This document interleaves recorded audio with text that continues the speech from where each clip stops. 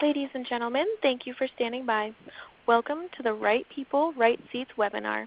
During the presentation, all participants will be in a listen-only mode.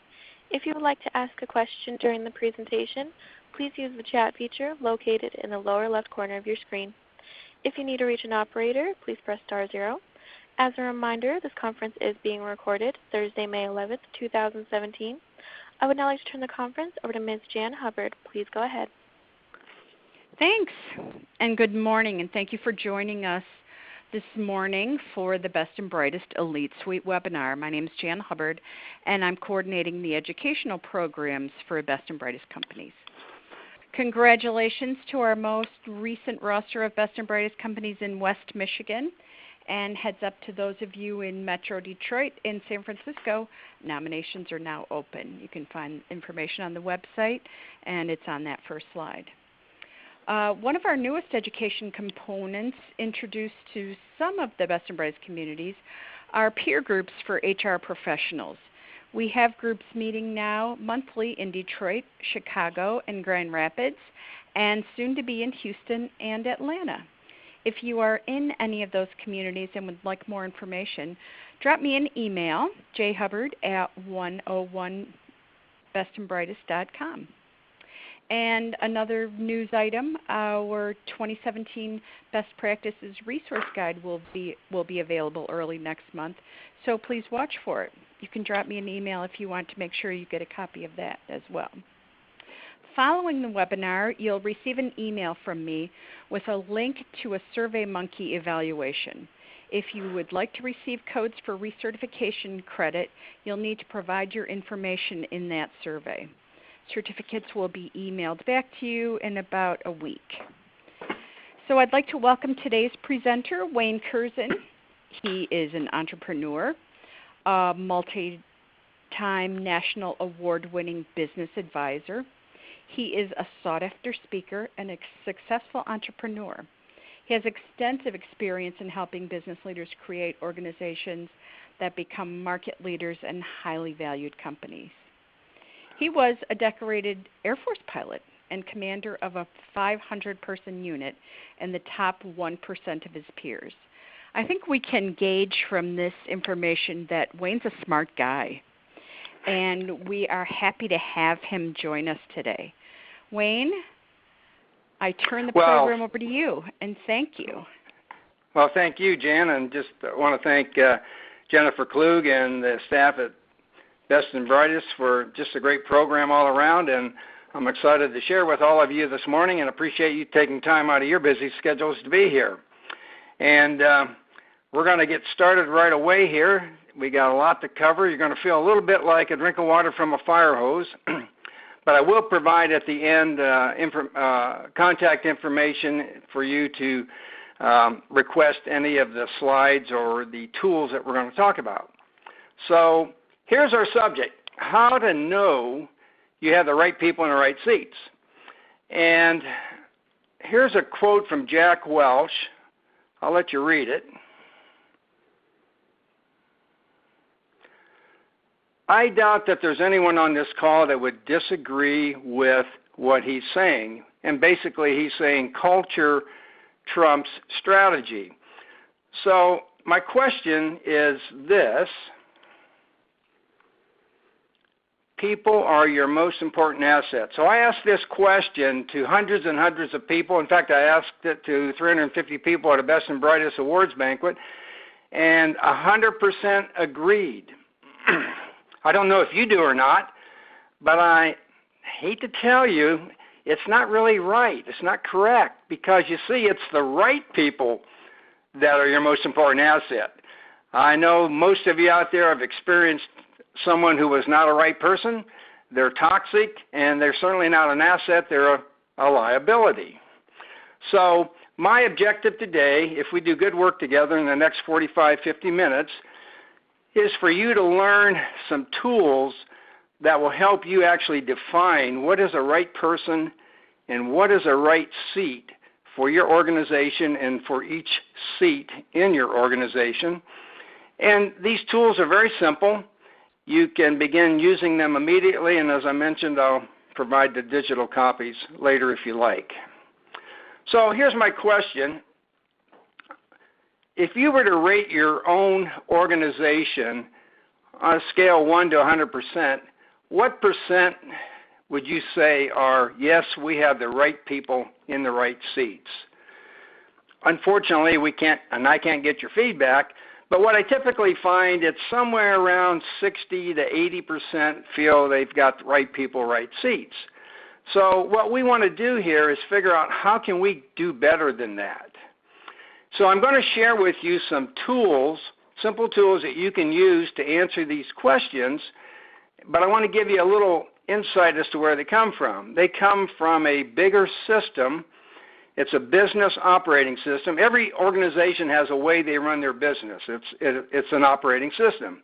It may not be defined, it may not have a name, and sometimes it feels like chaos. But the system I'm talking about is one that I am associated with. It's called the Entrepreneurial Operating System. We call it EOS for short. It's defined in a book called Traction by Gino Wickman, who lives in Detroit. And so I just wanted you to get a feel for where this is coming from. And the system itself is designed, we teach tools to create greater strength in 6 areas of the business. Today we're only going to talk primarily about the people, but when we're talking about performance of people, it starts with right people, right seats, but then there's many other things involved. For example, the vision. There needs to be real clarity about who we are, where we're going, why we're in business, how are we going to get there.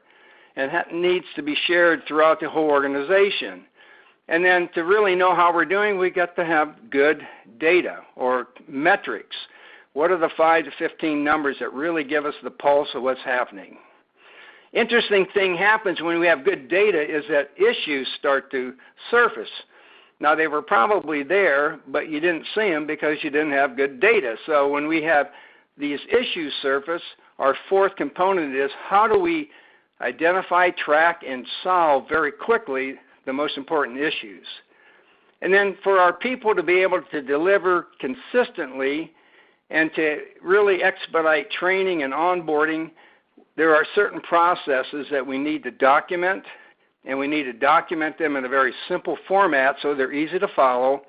And then traction, which is the execution part of this, and that is how do we take this great vision with great people and all great data, but how do we really execute it? So I just want to give you that high-level look, and today we are just going to focus on people. Notice that each one of these have a tool or two, or maybe it's a discipline, that we actually teach leadership teams in order to create greater strength in the 6 areas. So with that, let's get down to business. Now, everyone agrees, right people, right seats, but here's the challenge. Every organization, the definition of a right person is different. And the definition of a right seat is different for each of the seats in your organizational chart. So what I want to share with you is how do you define that for your specific organization and for each of the seats in your organization. And if we're ready to go, we're going to tackle the first question. And the first question is, whoops, let me get the slide to advance. There we go. Who belongs on the bus? And most of you are familiar with Jim Collins' Good to Great. Talks about we've got to have the right people on the bus, the wrong people off the bus, the right people in the right seats. So this first question is, let's define right people. To do that, the definition or what defines a particular culture is a set of words or phrases that we call core values. And core values, as we'll see here in this next slide, essentially 3 to 7 essential, timeless guiding principles. And as we help organizations determine and discover their core values, we try to keep it between 3 and 7. Less is more. Every employee ought to be able to spout off their core values. And if you got 15, it's kind of tough. And we also know that the more things you focus on, the less focus there is on the things that you have. Number 2 bullet point mentions here that no two companies are alike. So you may like the Ritz-Carlton or Chick-fil-A or whatever, but you can't go on the website and download their core values and print them on T-shirts, banners, and pencils and expect that to have any impact. Then the next thing, and one of the most important aspects, and the reason we need to have our culture defined, is that we actually influence how our culture develops by using our core values to hire, fire, review, reward, and promote. And I'm going to talk more about that in detail as we move on. And a true core value, if someone violates it, it's really grounds for firing. And if it's not, then it's probably not a core value. It might be a value, but it's not very core, if you will. And then the last bullet here mentions that it's something that's discovered, because every organization has a culture. Now, they may not like their culture, and so this may be an opportunity to start influencing it over time into becoming the culture that we want. But we can't just put out a bunch of core values that we like and expect that's going to be who we are. And again, if you have questions as we go along, please use your chat line there, and Jan will stop me, and I'm happy to answer the questions. So moving on here, just to get an idea, here are 4 core values of a very large company. Actually, it was in the news quite prominently, probably about 7, 8 years ago. But their core values were actually ingrained in stone in their lobby. Their annual report had many, many, many words describing what does integrity mean. This company was in the financial area. And so integrity and communication, open and honest communication with our clients, we respect, blah, blah, blah, and excellence. So some of you probably know who this company is. I'm going to go ahead and break the suspense, but it's Enron.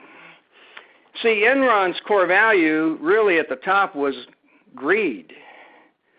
Just to make the point that just because you have core values and you print them on the wall and you have them on shirts, it has no influence unless you're doing a lot of other things around those core values to make them actually permeate the organization. Here are the core values of our company, EOS. Be humbly confident, grow or die, help first, do the right thing, do what you say. What I'd like to point out here is that if you look at these are really behaviors as opposed to values. Values can be kind of abstract. For example, I could value family, but what does that mean? What does that translate into? It translates into certain behaviors.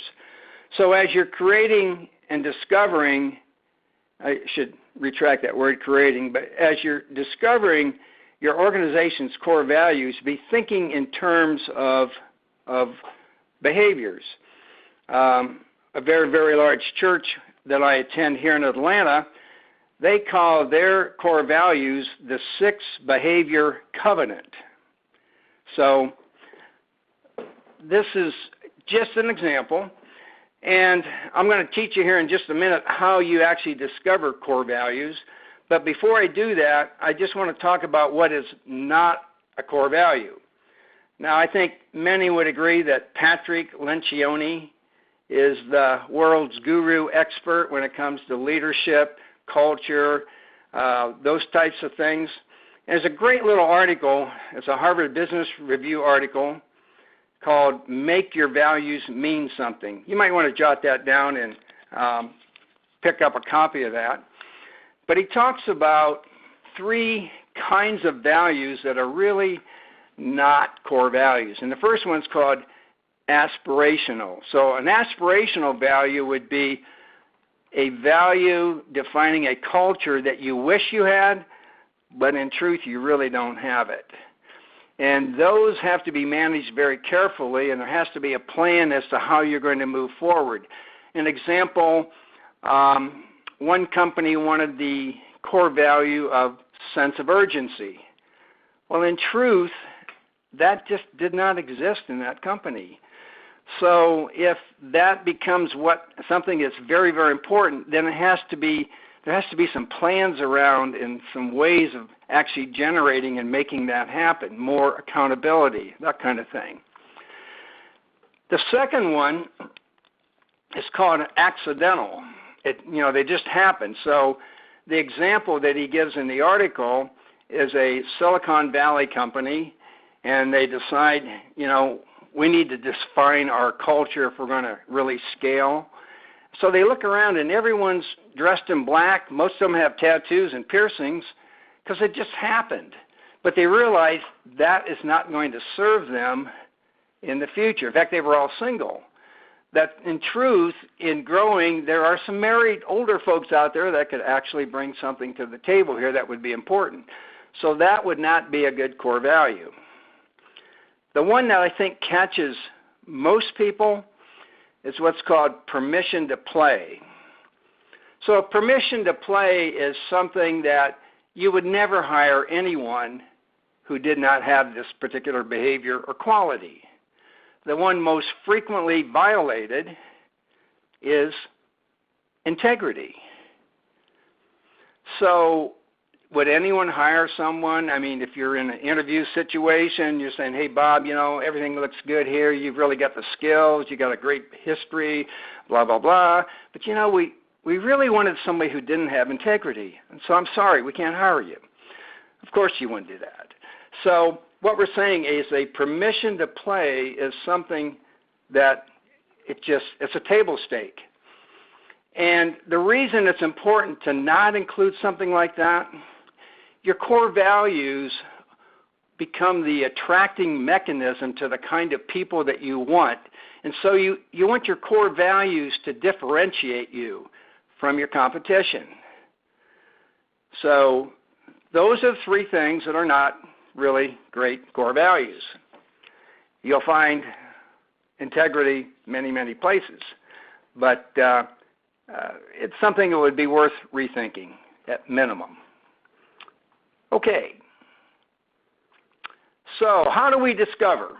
So the way to discover the core values is take the leadership team, go off-site, whether it's an afternoon or you're on a 1 or 2 day retreat, but sit down with the leadership team, and step one is to have each one identify 3 people, preferably in the organization, that really represent the kind of people you want to work with, that really, their essence is really who we are. If we had 100 of these people, we could charge hell with a water pistol. And so give them about 3 to 5 minutes to make the list of people. Then number 2 then is we put all those names on a board. Then step 3 is now each person take 3 to 5 minutes here and begin listing all of the qualities of these people that make them the kind of person you want to work with that really belongs in this organization. And you'll come up with a list anywhere from 20 to 30 different qualities. Now the hard part starts. How do we boil them down to 3 to 7 core values? Well, you find that as you look at that list, a lot of them kind of group together. In other words, they're kind of just a restatement of the same quality. So we start to group. We also kill some of them. We say, wait a minute, that looks like a table stake, or that's an accidental. So we call it keep, kill, and combine. So we're going to keep some, we're going to kill some, and we're going to combine some. And we're going to keep that going until we get it down to about 3 to 7. Okay? So that's the process for actually, and this can take maybe an hour, maybe 2 hours. The goal here is to come up with your core values that are 80% good. Because as you leave over the next month or so, this is going to kind of ruminate in your head, these core values. You're going to wake up some night, or you're going to be taking a shower, and you're going to think, hey, wait a minute, this is really who we are. So the first time around, the goal is to get them 80% correct. Now, so we come up with a list, like the core values I shared with you: be humbly confident, grow or die. The next question, though, is, so what does that really mean? So the next step to this is to take that list of core values and create what we call the speech. And we call it the speech because it's something we're going to use in our hiring, in addressing everyone in maybe an all-hands meeting. So the speech gives some bullets here as to what it means. So to be humbly confident means you're not arrogant, but you do know your stuff. And you're also vulnerable. You're not afraid to admit you're not perfect, that you don't know everything. And do the right thing. Enter the danger area. So sometimes there's such a culture of conflict avoidance that we never really deal with issues.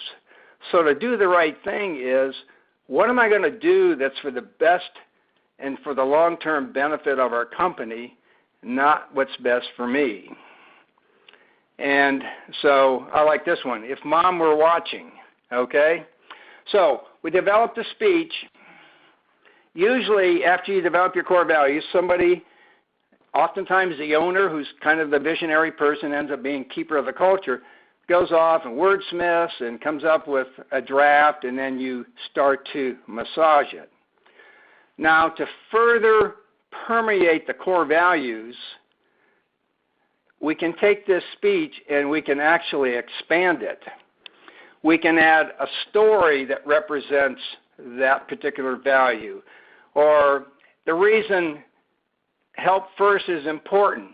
Back 28 years ago when Granddad started this company, blah, blah, blah. In other words, we bring life.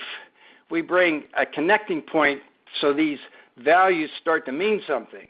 We might have analogies or the anti-value. And then some companies have done just a great, great job of making like a 5-minute video of their core values. And it might be a different person in the company talking about each one of the core values. And they create a video, which is great for in the hiring process, for reminding people, etc. If you have geographically separated locations, that kind of thing. So that's what we've done here, is defined core values which define our culture, which really are the benchmarks we use for determining right people. So let's put this thing on the ground and actually put it into place. So the tool that we use for this is called a people analyzer. I'm going to go through and show you how it works. Then I'm going to ask you to actually sketch out your own little people analyzer, and I'm going to lead you through a discussion, an exercise, so you can get a feel for how it works. So we're going to begin with, mine's a little prettier here, but what we've got here is we're going to list our core values across the top. Then we're going to list our people down the left. And we start usually with the leadership team, and it almost ends up being like a little mini 360, because we're going to evaluate each person against each core value. And the rating system that we'll use is a simple one. Here's the names, and here's the rating system. Plus means Sally is humbly confident almost all the time. Plus minus is more in that middle row. You know, I don't want to put a 50% number on there, but it's, you know, they're doing okay, but it could be a lot better. And then minus is someone who seldom lives that particular core value.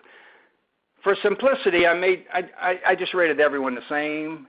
Sally got all pluses, John got all minuses, and George here, he's straddling the fence, and he's a plus minus all the way through. Now, let's remember what we're doing. We're defining a right person. So if we were to say a right person had to have the ratings of Sally, in other words, had to be a plus in every core value, that wouldn't work very well because we'd probably have to fire 90% of our owners, okay? So what we feel like is a reasonable benchmark is to be a plus in over half of your core values and a plus minus in the others. Now this may seem a little subjective, but when you have a group of people doing this, it's amazingly accurate. And remember, we're talking about, is this the right person to be in our organization? Now, if someone does not meet the bar, they've kind of raised the flag here, they're not a right person. Do we fire them immediately? Not really. It's an opportunity for some coaching, and I'm going to talk about that later as I get through the second part of answering the question is, what's a right seat? Again, if you have questions, please send them in. Happy to answer them.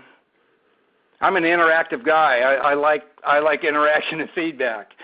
All right, so Wayne, let's go on here. Now, let's have you actually do this on your own. So if you got just a plain piece of paper, just make a little grid here. You got about 6 columns here across the top and at least 4 rows down here on the side for where we're going to put names.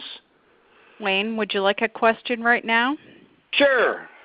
Okay, so Jim asks, how do you hold that meeting with Sally, John, and George without causing hard feelings with John? Well, sometimes it's ugly. You know, you have to, if you're an organization that really wants to do well and you want to do everything for the greater good of the organization, you have to start with that premise. We're going to do what's for the greater good of the organization. And self-awareness is oftentimes very weak. And so we're going to do this. I'm not going to say there's not some gnashing of teeth and crying, et cetera, occasionally, not very often. But I guess that's just one of the hard things you do when you're in the leadership position of an entrepreneurial organization. So that's probably not the answer you're hoping for, but you kind of just have to go through. Now, I'm going to talk in a minute, what do you do for John?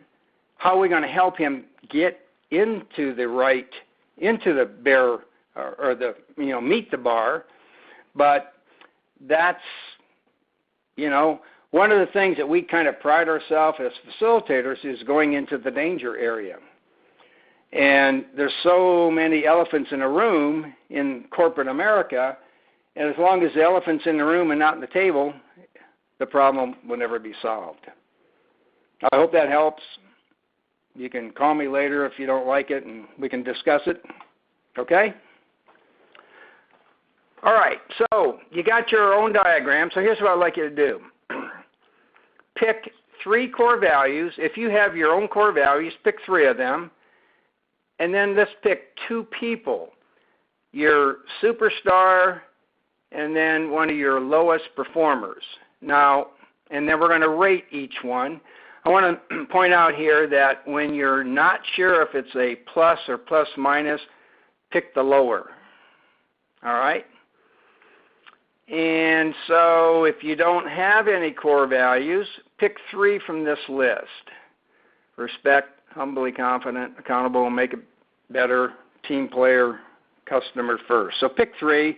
Again, we're just learning the mechanism and the exercise, so don't overthink which one is the most important. And by the way, Patrick Lencioni found that team player was so often selected as a core value that his latest book is all about the team player.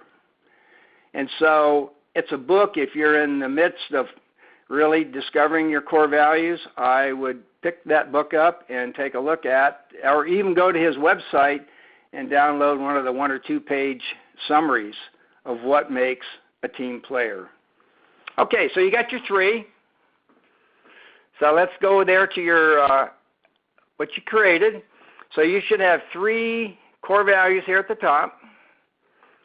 You got 2 names here, and if you're sitting next to the weak performer, use a different name. Just kidding. And go ahead and rate them using that plus which is almost all the time, plus or minus about half the time, minus not very often. When in doubt, select the lower. And visualize that the whole leadership team is doing this together, and recommending that the person who's being evaluated also rate themselves. It's interesting. Usually they rate themselves lower than the rest of the organization, which is also kind of helpful for getting to more real, true honesty. Okay, so I'd be curious if you learned anything by doing this. Remember, what we're doing here is we're identifying whether we have a right person. So typically, we look at somebody and it's like, you know what, I don't know what it is, but they're just not really, they don't fit here. They're not really contributing. So we pull this people analyzer and we're going to determine, number one, if they're just the wrong person. But now let's go to the next part, which is, are they in the wrong seat? And this is really cool. So this question is, these people on this bus, we've determined they are the right people because they live our culture, our core values. But are they in the right seat? I kind of like this picture because look at who's using their smartphone. It's Granny. All right. So anyway, I don't know when this picture was taken, and maybe it was a mock-up. But anyway, so let's move on and define right seats. So to begin with, what we're going to do is create what we call an accountability chart. So an accountability chart is a organizational chart on steroids. An organizational chart kind of focuses on who reports to who, but the accountability chart addresses that, but more importantly, it addresses is who is accountable for what. And as we create this accountability chart, we're going to create the ideal chart. In other words, this is what we see us looking like in 6 to 12 months. And as we create this ideal structure, we are not going to consider anyone who's already on our bus because we're going for ideal. So we start with the three major functions that exist in every organization. Sales and marketing to get the customer or client, operations to serve the customer or client, and then finance to track the money. All three of these functional areas are incredibly important, and if one of those is weak, you're going to have big problems. So now we need a band director here to kind of run the show, and we call this person an integrator because they're integrating everyone in the company, in the different divisions, to move forward and carry out the vision of the company. And then, well, we had to have a place for the crazy person. And so we created this box up here called the visionary. So the visionary is that person who's got 20 ideas a month. 19 of them are, they stink, but that one's a game changer. And they're really good with big relationships, closing big deals, keeping big customers happy. They can solve big problems. They're usually kind of emotional and ADD like me. But when it comes to running the business, it's just too boring. It just doesn't hold their attention. And so the integrator is more reserved, likes to get things done, likes to get collaboration, doesn't mind holding people accountable. The major role of that integrator is to remove obstacles so these other functional areas can get their particular job completed. So we start with this, and then we're going to customize this accountability chart for this specific organization. So here in this case, this could be sales, this might be marketing, in operations we get different subdivisions, etc. So once we've created our ideal structure, and this is probably worth writing down, the two most important things in an organization are clarity and structure. Clarity about the vision, who we are, where we're going, how we're getting there. Structure, so we have the right people doing the right things. So we've got our accountability chart. So now we're going to figure out if we have the right person by, first of all, identifying for each one of those seats or boxes, what are the 5 key roles? Okay? What are the 5 key roles for each of those? After we've done that for the entire accountability chart, it's now time to plug in the people in our organization. And so we're going to pick the person who is best qualified for that particular seat. Now, this is a Southern company, so Jim Bob here his name was plugged into operations. His 5 key roles are to lead, manage, and be accountable, make the product, provide service, inventory control, and process management. The questions, and there's 3 that we ask, are over here. So looking at these 5 key roles, does Jim get it? Does he want it? And does he have capacity to do it? So let me talk about this. Get it. You know, when you talk to Jim Bob about his, he gets it, he understands.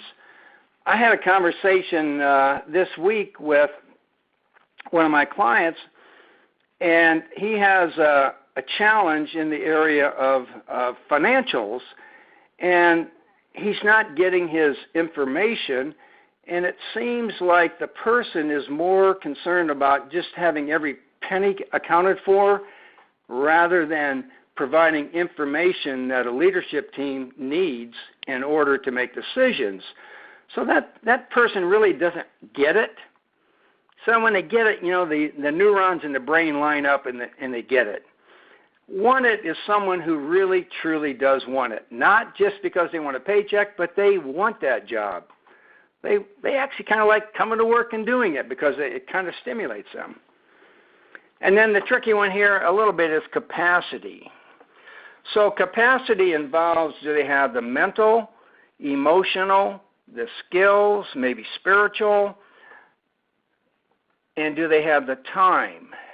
So we all have our 100% maximum for time. For some it's 40 hours, for some it's 60 hours. But whatever it is for you or for that person, can they perform these 5 functions in that amount of time? Or are they always surging above what is their normal 100%? Those of you who have a car with a tachometer know that if you rev that engine above the maximum red line very long, the engine's going to blow up. And the same here with people. So this is really a time management tool. So the leadership team looks at Jim Bob and they look at his things and 5 things and say, Jim Bob, you just don't really have the time to do that.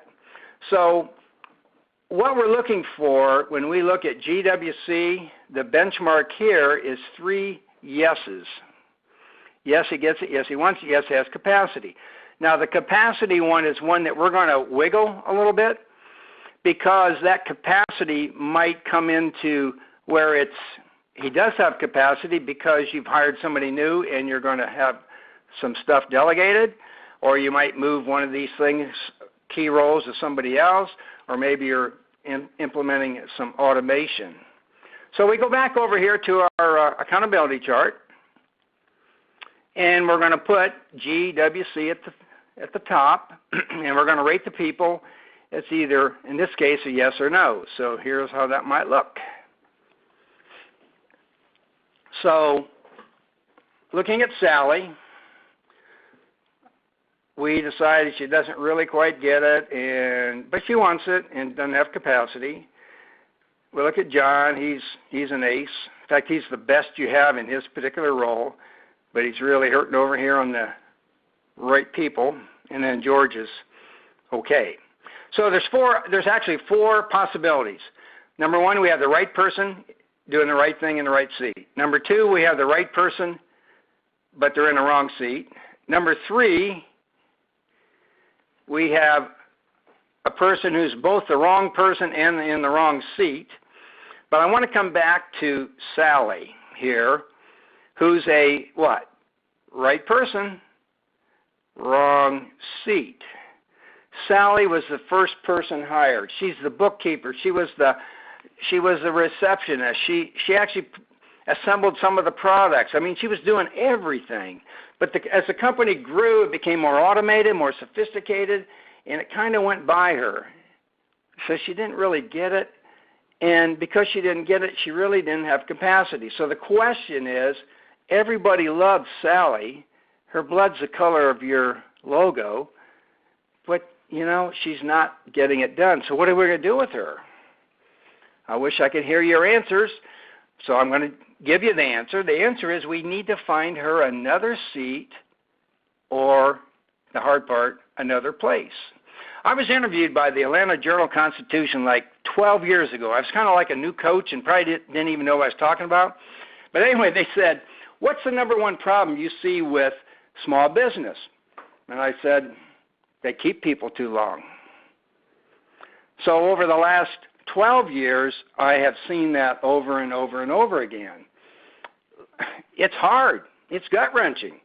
Sally's husband has cancer, or Sally's got a special needs child and has to pay a lot for school. I mean, these are hard decisions. And so that's what entrepreneurs do. They have to make hard decisions. Sometimes you can be creative. Sometimes you can figure out something.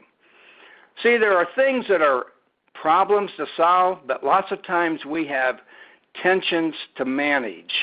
And this is one of those cases. Let me go to the next one. John. So John is your best technician. He's your best estimator. He's your best designer. He's your best salesperson. In fact, you have 5 salespeople, and John accounts for 60% of the sales. But nobody likes him. He is a jerk. What do you do with John? Well, I'll tell you what typically happens. We hang on to this guy for 15 to 18 months, finally get fed up, and we get rid of him and go, dang, I should have done this 15 months ago, because the rest of the group really rallies. They see that your values mean something. Reed Hastings at Netflix, he called John a brilliant jerk. And his remedy was an immediate 2-week severance package. A little easier to do with 50,000 people, I will admit. Okay, so now I want to address, what do you do when someone is not a right person or in the right seat? We call this a 3-strike rule. So essentially, we're going to set up formal counseling, coaching, whatever you want to call it, sessions, and we're going to explain the behaviors or the performance that is expected, and also explain what we're observing in terms of behavior or performance, and there's a gap. Now, here's something, again, this is worth writing down. It's not my idea. But when you're pointing out to someone that they're not meeting the mark, if you will give them 3 examples, they will not be defensive and they will not argue. You give them 1 and they're going to argue. They're going to come up with, well, it was a different situation, blah, blah, blah, blah. Okay. So 3-strike rule means we're going to counsel now. In 30 days, we're going to do it again, see how we're doing, and then 30 days again. And the essence of this session is, so, John, how can I help you get up to the bar? Let's come up with a plan. And unfortunately, I think those of you, particularly in HR, know that behavior doesn't change very often. I was listening to a podcast with Horst Schulze, former CEO of the Ritz, and he made a statement, and they'd spent millions of dollars on how do you serve people so you can create loyalty. But he said after age 16, you cannot change someone's behavior unless it's a significant emotional event. The first day on the job is a significant emotional event. This is not the time to talk about duties and how you do this and how you do that. This is the time to talk and drive home culture. So at the Ritz, it's ladies and gentlemen serving ladies and gentlemen. Okay? Now here's an interesting thing, and I love this because when you put someone into the 3-strike program, you hardly ever get to strike 3. Something happens. They tap out. Now, those of you not familiar with mixed martial arts and Brazilian Jiu-Jitsu, Brazilian Jiu-Jitsu is putting people in holds where they have to submit. They have to tap out, as they call it. And in this case, this is called a rear naked choke. So that guy in the back, he's going to keep that choke on until the guy in the front taps out or until he collapses because he can't breathe any longer. So what we have found is people tend to tap out. So I had a situation where a leadership team of 7 people, and we did the people analysis on the leadership team, and one of the people was not quite a right person and was not really in a right seat. Unfortunately, she was the sister of the boss. But you know what happened? In 3 weeks, she left, and she went and found another job. When people know they don't fit, they kind of take you off the hot seat. And this is particularly helpful if you're a family business, and we'll say it's dad is at the top, not to be sexist, but dad's at the top. You got a son or daughter here, and they're really, they got entitlement mentality. They don't live by the same rules. So does dad fire the son or daughter and then take heat at home because he did it? Well, in this case, it's the leadership team that determined together collectively what is the right performance, what is the right behaviors, and it's the leadership team that's actually evaluating, and it takes some of the heat off of the first generation. Okay, so shifting gears here a little bit, we're down to about 12 minutes. How do you drive culture? Well, 3 things. Now, the promotional items and the T-shirts and the banners, those are all good. But what really will drive the culture is number 1, to hire, fire, reward, and promote based on core values. And that's where that core value speech comes into play. You'll find that you attract, when you constantly emphasize core values, you will attract the kind of people that you want, and you will repel the ones you don't want. The second thing, and we're big proponents in every 90 days, the leadership team should come together and figure out what are our priorities for the next 90 days. And the division heads should be doing the same thing. And everyone in the organization ought to have at least one priority or one goal. So at the end of that meeting is having an all-hands meeting with the state of the company meeting and talk about core values. You might talk about all of them. You might talk about one. You might say last month Sally did this, and it was just a great example of living out our 3rd core value of whatever.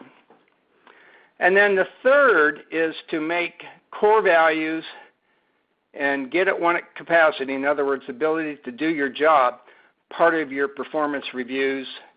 And I'm introducing a new statement here, or a new concept probably to you called quarterly conversations. So let me jump into that.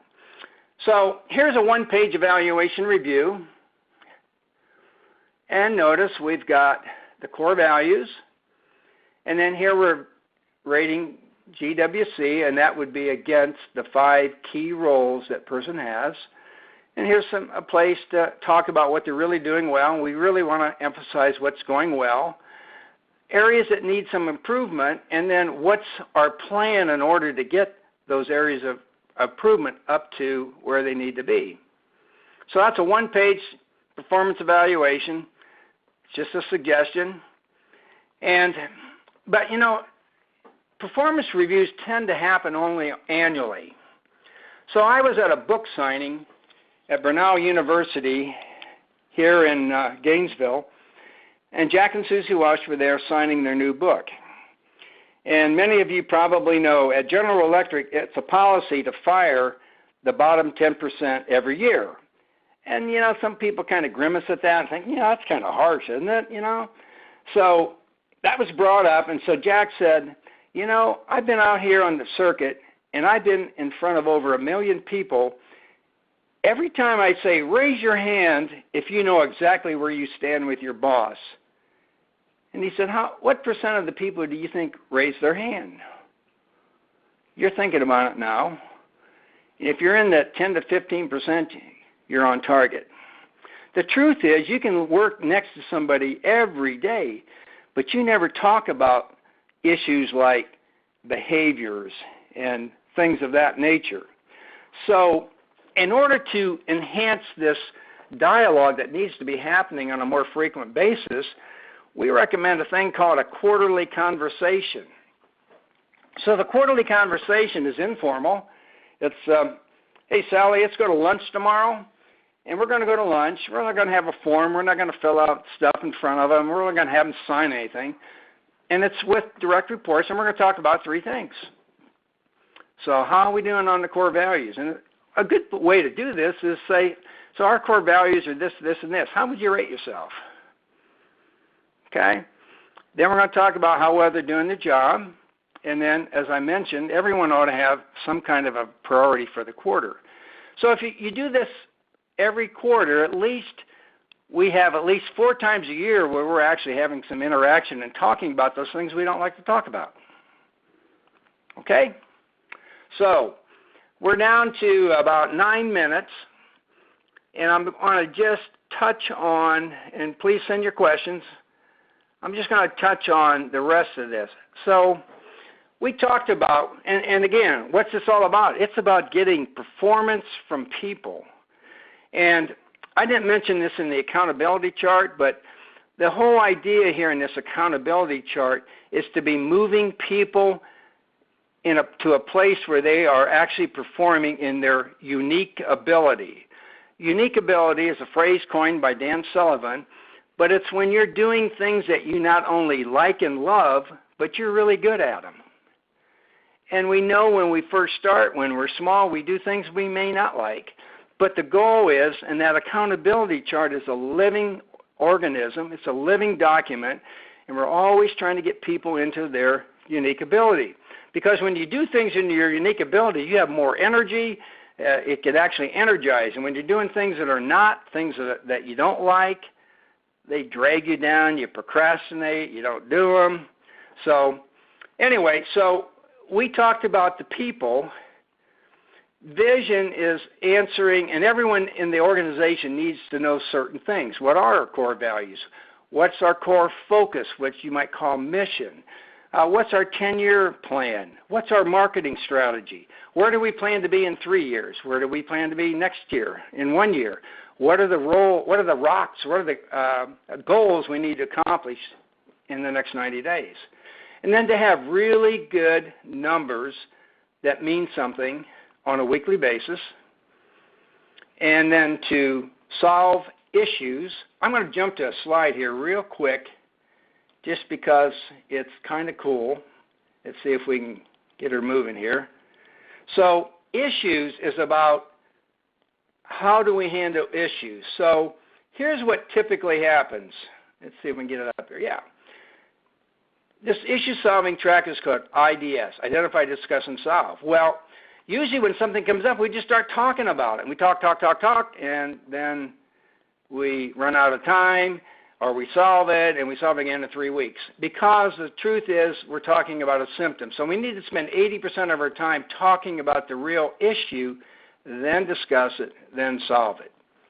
So running back here, as we leave here, and then processes are necessary if we want people to have clear expectations, and we want to make sure the process is written in such a way we know it's being accomplished. So here's my question to you. Oops, let's see here. Get this thing to work. There we go. So as we close this down, jot down one thing you're going to do, whether it's learn how to do the accountability chart. I encourage you to buy the book Traction. It'll tell you how. You can call me. I'll send you the tools. I'm happy to have a conversation. But what's the one thing you're going to do? And if you want to have a conversation or you want the tools, just email me, or you can call my cell phone or text me, and I'll do my best to respond within 24 hours. And that wraps up how to know you have the right people in the right seats. Right people live your culture and your core values. Right seats, they GWC. They get it, they want it, and have capacity. Thank you so much for tuning in.